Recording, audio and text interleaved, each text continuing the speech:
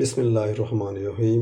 अस्सलाम वालेकुम व्यूअर्स, मैं मोहम्मद कमरुज़्ज़मान और आप देख रहे हैं मेरा YouTube channel Cori's industrial electronics. Viewers, आज हम आपको रेजिडुअल करंट डिवाइसेस के बारे में जानकारी देने वाले हैं। हम आपको बताएंगे कि ये किस तरह के होते हैं, कितनी टाइप्स के होते हैं, इनके क्या काम होते हैं और ये कैसे काम करते हैं, इनका प्रिंसिपल ऑफ ऑपरेशन क्या है। हम आपको डायग्राम के ज़रिए भी तफसील से बताएंगे। जैसा कि आप ये देख रहे हैं, ये क्लिप्सिल का जो है वो आरसीडी है, ये शनाइडर का 2 पोल का आरसीडी है और ये हमारा VG-C60 एड ऑन मॉड्यूल है। ये सब के सब जो है ये रेजिडुअल करंट डिवाइसेस हैं। तो रेजिडुअल करंट डिवाइसेस के बारे में मैं आपको थोड़ा बता दूं कि ये बिल्कुल वही फैमिली है जिनको हम पहले ELCB कहते थे, यानी कि अर्थ लीकेज सर्किट ब्रेकर्स। तो ये भी अर्थ लीकेज सर्किट ब्रेकर हैं, लेकिन नई टेक्नोलॉजी के साथ हैं, क्योंकि ELCB जो होते थे वो वोल्टेज ऑपरेटेड डिवाइसेस होते थे और बाज़ औक़ात ये होता था कि उनमें जो वोल्टेजेस आते हैं वो लो हो जाते थे और लो होने के बाद वो सर्किट से ही काम नहीं करता था। लेकिन ये डिवाइसेस ऐसे हैं जो कि वोल्टेज डिपेंडेंट नहीं है, वोल्टेज ऑपरेटेड नहीं है, बल्कि करंट ऑपरेटेड है। इसीलिए इनको रेजिडुअल करंट डिवाइसेस कहते हैं। ये चीज़ तो सामने आपकी आ गई होगी कि ELCB जो है वो पुरानी टेक्नोलॉजी है और RCDs जो है वो नई टेक्नोलॉजी है। इस वक्त जो है वो ELCBs को ऑब्सलीट कर दिया गया है, उनको इक्विपमेंट से निकाल दिया गया है और इन डिवाइसेस को इम्प्लीमेंट किया जा रहा है। और इनका जो मेन मकसद होता है ELCBs का और ये RCDs जो आजकल यूज़ हो रहे हैं, इनका मेन मकसद ये होता है ताकि बंदों को, यानी कि ह्यूमन को, इंसानों को, जो बंदे काम कर रहे हैं उस मशीन के साथ जहाँ पर की बिजली इस्तेमाल हो रही है, उनकी protection against any electric shock और इक्विपमेंट की सेफ्टी, उनकी वायरिंग की सेफ्टी के हवाले से। तो सबसे पहले हम शुरू करते हैं छोटे RCD से। ये जो RCD है छोटा, ये जो है ये सिंगल फेज के लिए है। ये देखिए, यहाँ पर इसका न्यूट्रल कनेक्ट करेंगे, यहाँ पर हम लाइन कनेक्ट करेंगे, यहाँ से इनपुट होगी। ये दो टर्मिनल जो है वो इनपुट के हैं, न्यूट्रल और लाइन, जो कि 220 का। इसका जो मॉडल नंबर है DT40 VGC10A 10 एम्पेयर का है ये। उसके बाद यहाँ से जो है वो हमारी पावर आउट होगी। ये इसका ऑन ऑफ का बटन है और ये जो है ये इसकी जो सेंसिटिविटी है इसकी वो है 30 मिली एम्पेयर। 10 एम्पेयर का समझ लीजिए कि ये ब्रेकर है और 30 मिली एम्पेयर इसकी करंट की सेंसिटिविटी है। या दूसरे अल्फाज में ये देखिए, मैंने ये ब्रेकर को नीचे कर दिया है तो ये बुनियादी तौर पर दो चीज़ें इसके अंदर हैं। ये देखिए, एक हमारा ब्रेकर है जो कि 10 एम्पेयर का है और C टाइप का है। उसके बाद दूसरा हमारा ये है ट्रिपिंग वाला, जो कि 30 मिली एम्पेयर के ऊपर ट्रिप होता है। ये हमारा जो 30 मिली एम्पेयर है ये हमारा रेजिडुअल करंट है, यानी कि अर्थ लीकेज करंट है। ये हम आपको समझाएंगे, बताएंगे कि अर्थ लीकेज का क्या मतलब है। तो बहरहाल इसको जब हम ऑन कर देते हैं, अगर तो ओवरलोड होगा, ब्रेकर अगर ओवरलोड करेगा, जिस तरह के ओवर करंट होता है या ओवर लोडिंग यानी कि कैपेसिटी ज़्यादा होती है 10 एम्पेयर से ज़्यादा, तो हमारा ये ब्रेकर ट्रिप हो जाएगा और ट्रिप होने के बाद हमारी आउटपुट जो है वो कट हो जाएगी। और अगर करंट तो आपका नॉर्मल चल रहा है लेकिन कहीं से आपका अर्थ के अंदर करंट लीकेज होती है, तो फिर ये वाला जो पोर्शन है ये जब ट्रिप करेगा तो ये ब्रेकर को भी ट्रिप करेगा और ख़ुद भी ट्रिप हो जाएगा। ये देखिए, दोनों चीज़ें ट्रिप हो गई।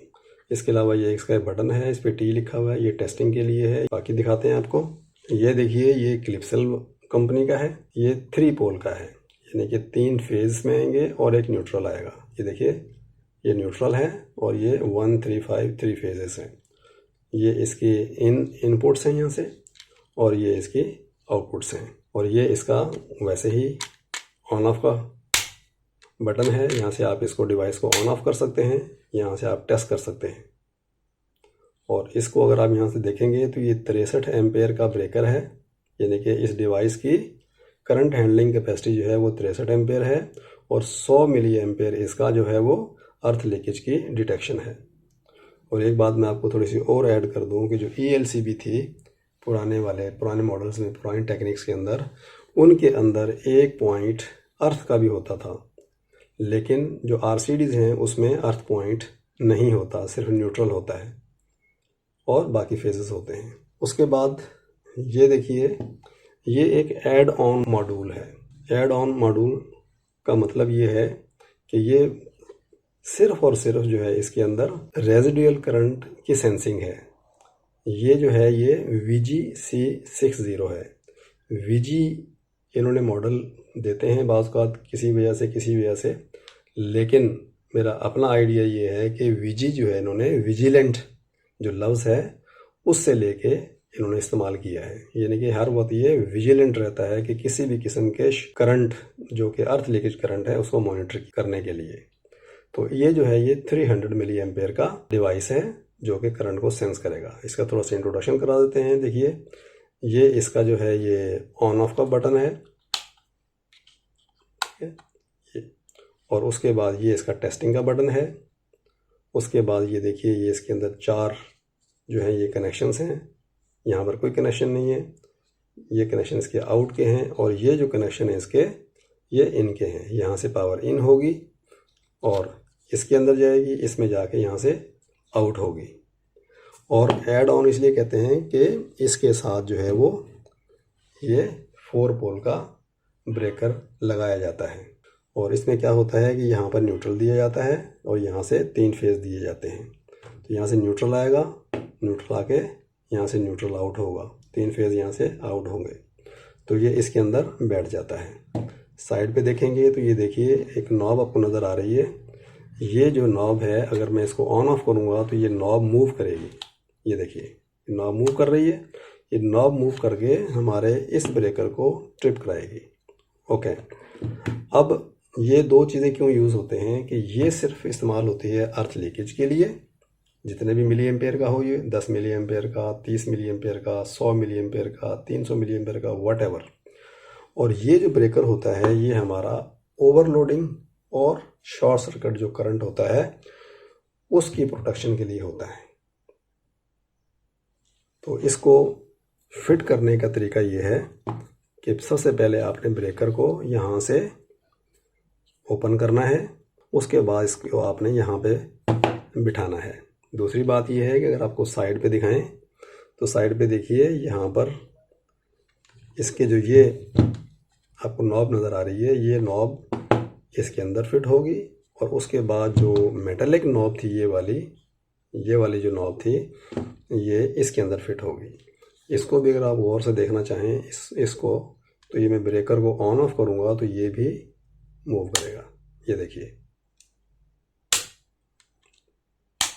ठीक है। तो ये यहाँ पर इसको इस तरीके से फिट करते हैं। फिट करने के बाद उसके बाद ये नॉब्स आपस में बैठ जाएंगी और ये दोनों इस हालत में होने चाहिए। और ये देखिए ये इसकी जो लीवर है यहाँ से भी इसको सपोर्ट मिलती है।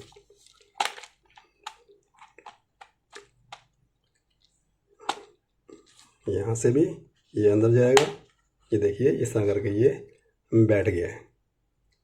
उसके बाद ये इसके लॉक हैं, बिठाने के बाद आपने इनको लॉक कर देना है। लेकिन जब इसको बिठा दें तो इनको आप टाइट करना मत भूलें। अगर इनको आपने टाइट नहीं किया तो ये सही तरीके से काम नहीं करेगा, तो इसका फंक्शन जो है वो बेकार हो जाएगा।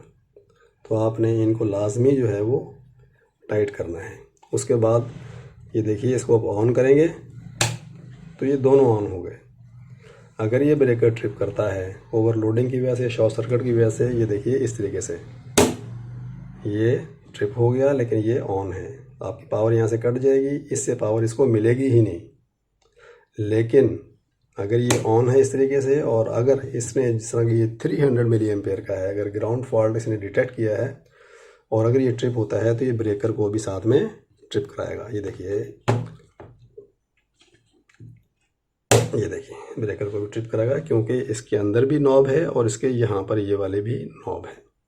ये इसका टेस्टिंग का बटन है। और उसके बाद जब इसको हम ये जब टाइट कर देते हैं तो इसको हम यहाँ से प्रेस करके लॉक कर देते हैं। लॉक करने के बाद इसको हम यहाँ से इसको प्रेस कर देते हैं और इसको आगे कर देते हैं, तो ये मुकम्मल तौर पर लॉक हो गया। तो ये हमारा VG था C60 का मॉडल का 300 मिली एम्पेयर का। और अब हम आपको बताते हैं कि RCDs काम कैसे करते हैं। ये देखिए ये RCDs की एक डायग्राम है जो कि सिंगल फेज़ के लिए बनाई गई है। यहाँ से अगर आप देखेंगे तो लाइन और न्यूट्रल इन हो रहे हैं, हमारे आरसीडी के अंदर, यानी कि रेजिडुअल करंट डिवाइस के अंदर, जो कि सिंगल फेज का है, उसके अंदर यहाँ पर एक ये ट्रांसफार्मर लगा होता है गोल वाला, जिसको टॉरॉयड ट्रांसफार्मर कहते हैं। इसके अंदर ये दो वाइंडिंग है, एक न्यूट्रल के लिए और एक लाइन या फेज के लिए। इसको हमने नाम दिया है प्राइमरी 1, प्राइमरी 2। तो जिस वक्त इसमें से करंट फ्लो हो रहा होता है, ऑल द टाइम यहाँ पर इस वाइंडिंग के अंदर से करंट जो है वो गुजर के फिर आगे जा रहा होता है, न्यूट्रल और लाइन। यानी कि लाइन से समझ लीजिए फेज ऐसे करके आ गया, ये हमारा जो है ये मोटर समझ लें या लोड समझ लें। यहाँ से वोल्टेज आएंगे, करंट आएगा इसके अंदर से होके और यहाँ न्यूट्रल से आउट हो जाएगा। तो ये इन करंट और आउट करंट, जिसको I1 और I2 कहा है। I1 जो है इन करंट है, I2 जो है आउट करंट है। तो दोनों करंट जो हैं वो इन वाइंडिंग्स के अंदर से गुजर रहे होते हैं, और जो इन करंट है वो जितने भी अमाउंट का हो उसको आउट करंट के बराबर होना चाहिए।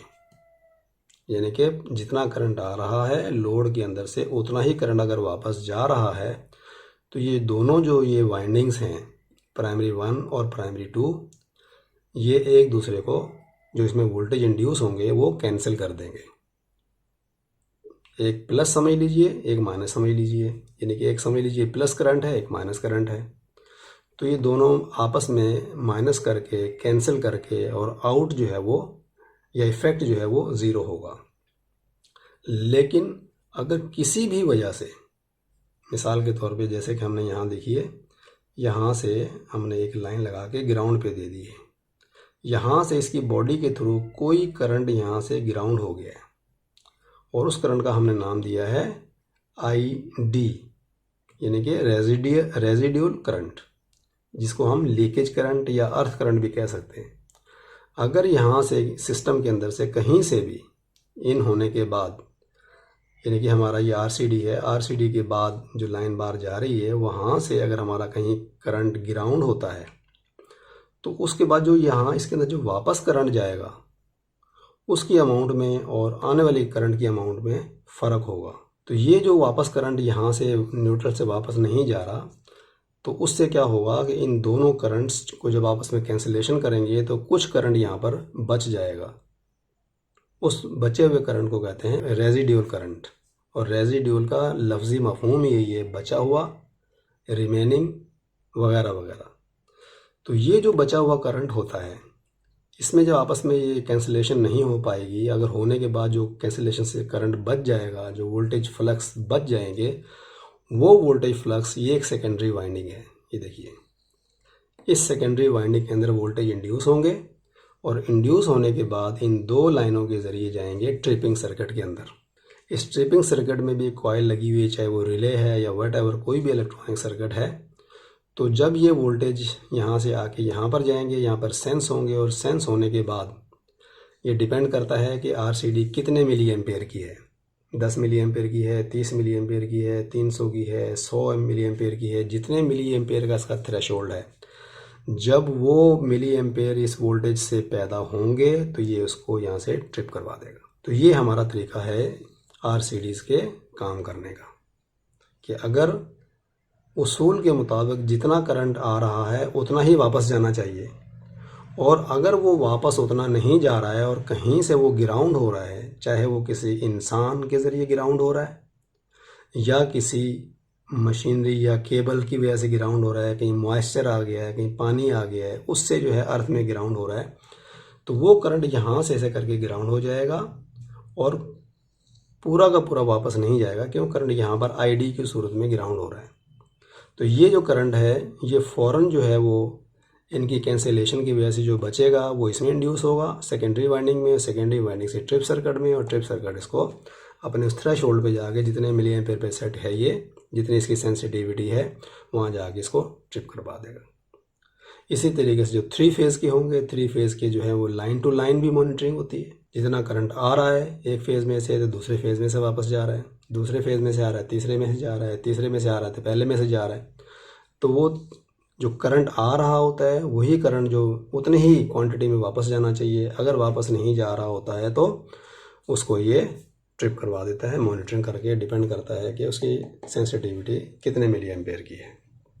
तो व्यूअर्स ये था तरीका कि किस तरीके से हमारे जो है ये RCDs काम करते हैं। तो उम्मीद है कि आपको रेजिडुअल करंट डिवाइसेस यानी कि अर्थ लीकेज सर्किट ब्रेकर्स के बारे में मालूम हो गया होगा कि किस तरीके से उनका जो है वो वर्किंग प्रिंसिपल है।